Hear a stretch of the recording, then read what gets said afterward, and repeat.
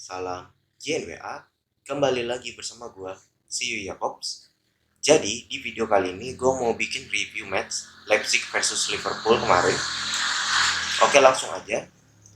Di awal-awal babak pertama bisa dibilang Liverpool kesulitan untuk mengembangkan permainan karena RB Leipzig ini menerapkan gaya bermain yang agresif dengan mengandalkan pressing-pressing yang ketat. Mirip-mirip dengan gaya bermain Liverpool lah. Makanya gue selalu bilang kalau misalnya Klopp out nanti tahun 2024, pengganti yang paling pas itu ya Julian Nagelsmann, bukan Pep Linders atau Steven Gerrard. Bukan Pep Linders. Julian Nagelsmann dengan kualitas pemain yang seadanya mampu membawa tim ini, RB Leipzig, menempati posisi 2 di Bundesliga, bahkan sempat peringkat 1. Menurut gue itu sebuah prestasi yang luar biasa. Nah, oke, balik lagi. Hasil dari pressing-pressing ketat itu bisa dibilang cukup menyulitkan Liverpool karena kesulitan untuk mengembangkan permainan. Tapi sekali lagi, karena kualitas pemain Liverpool ini ada di atasnya RB Leipzig, Liverpool secara perlahan mampu keluar dari tekanan itu. Nah, hasil dari pressing ketat dan gaya bermain agresif yang diterapkan RB Leipzig itu membuat RB Leipzig mendapatkan beberapa peluang. Salah satunya yaitu peluang emasnya Dani Olmo yang mengenai mistar gawang. Itu bahaya ya teman-teman. Kalau misalnya itu masuk dan berbuah gol, eh, otomatis Liverpool bahkan akan semakin menyerang. Nah, karena Liverpool akan semakin menyerang itu akan meninggalkan banyak celah di tengah dan di belakang. Mungkin kalau misalnya itu gol, hasil dari match ini akan berbeda.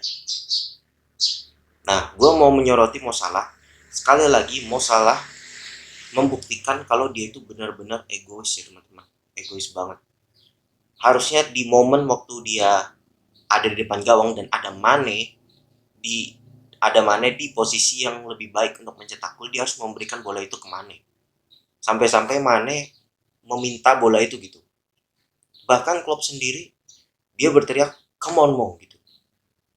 Dia harus memberikan bola itu ke Mane karena Mane peluangnya lebih besar untuk mencetak gol. Tapi sekali lagi dia membuktikan kalau dia egois banget. Egois itu boleh dan itu memang wajib dimiliki oleh seorang penyerang. Tapi kalau misalnya lu lebih melihat seorang pemain lain berada di posisi yang lebih baik sedangkan lu masih 50-50 nih, bisa mencetak gol atau enggak, ya lu kasihlah bolanya kepada orang yang 90% punya peluang untuk mencetak gol. Dan ini bukan sekali ya dia melakukannya, sudah berkali-kali dia sering melakukan ini. Harusnya dia memberikan umpan ke teman yang lebih besar peluangnya untuk mencetak gol, dia malah gocek lah atau eksekusi sendiri lah. Dia sering ngelakuin itu. Mungkin teman-teman di sini juga pada setuju sama gue ya. Oke, kita masuk ke babak kedua. Di babak kedua, permainan Liverpool jauh lebih stabil lah daripada babak pertama. Namun kedua tim ini sama-sama bermain agresif. Ketika lu sama-sama bermain agresif, di sini kualitas pemain itu yang menentukan. Karena untuk keluar dari situasi di mana lu sedang di pressing secara ketat, lu membutuhkan skema dan kualitas. Nah, hal inilah yang tidak dimiliki oleh RB Leipzig dan dimiliki oleh Liverpool. Oke, RB Leipzig memiliki skema untuk keluar dari pressing ketat itu, tapi mereka tidak mempunyai kualitas pemain yang bisa melaksanakan skema itu, yang bisa menjalankan skema itu dengan baik. Sedangkan Liverpool punya itu. Nah, imbasnya terjadilah dua blunder itu, blundernya Sabitzer sama blundernya Mukiele. Akibatnya dua-dua itu gol Mo Salah dan gol Mane. Boom, 2-0. Nah, tapi sedikit yang gue apresiasi yang hilang dari Liverpool saat ini adalah RB Leipzig itu ketika ketinggalan 1-0 atau 2-0 itu, mereka masih tetap melancarkan pressing yang ketat. Dan itu tidak mengendur meskipun mereka kebobolan. Itu sih yang gue apresiasi dari RB Leipzig. Nah, harusnya match ini tuh menjadi cermin ya buat Jurgen Klopp. Karena gaya bermainnya RB Leipzig ini kan mirip-mirip dengan gaya bermainnya Jurgen Klopp di Liverpool. Gue nggak pernah lagi melihat bagaimana kegigihan dari pemain-pemain Liverpool untuk melakukan gegenpressing. Harusnya Klopp bisa belajar ya dari match ini. Nah, gue mau menyoroti sedikit soal Curtis Jones. Nah, Di sini Curtis Jones itu sekali lagi terlalu banyak mendribble bola atau menahan bola. Ada momen di mana waktu itu Liverpool dalam situasi counter, dan ketika bola ada di dia itu terlalu lama menahan bola sehingga momentum untuk membangun serangan dari situasi counter itu hilang. Dan itu nggak cuma di match ini, di match-match sebelumnya pun dia juga melakukan itu. Makanya gue selalu bilang gue lebih prefer Shaqiri di tengah, karena Shaqiri ini dia tuh lebih smart mainnya daripada Jones. Meskipun Shaqiri ya kualitasnya memang bisa dibilang nggak terlalu bagus juga, tapi ya lumayan lah. Tapi setidaknya dia itu nggak mendribble bola kelamaan kayak Jones. Oke.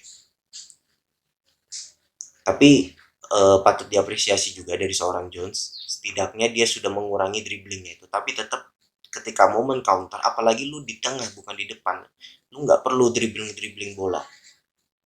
Sampai-sampai ada momen dimana Mo Salah dan Mane itu sampai teriak gitu, karena mereka itu kan ketika situasi counter mereka itu sedang mencari ruang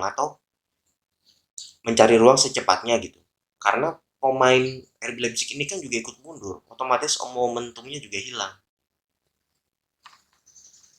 Oke, jadi terakhir, menurut gue Liverpool kali ini menang karena kualitas dan blunder yang dilakukan oleh pemain lawan. Karena kualitas yang dimiliki oleh Liverpool, mereka mampu keluar dari situasi pressing ketat, sehingga sedangkan RB Leipzig tidak, dan itu yang menyebabkan blunder. Tapi dari segi permainan masih belum berkembang. Oke, jujur aja masih banget di bawah standar, bukan Liverpool yang kita kenal sebelum-sebelumnya.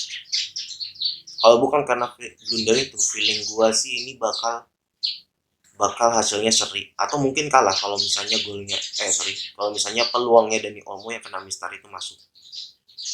Oh iya, BTW Kabak bermain bagus hari ini, layak man of the match. Semoga berlanjut ke match-match selanjutnya ya. Oke, itu aja teman-teman. Kalau kalian suka video ini, kalian klik like, komen, dan share ke teman-teman kalian yang senang sama Liverpool. Oke, itu aja. Salam Jenga.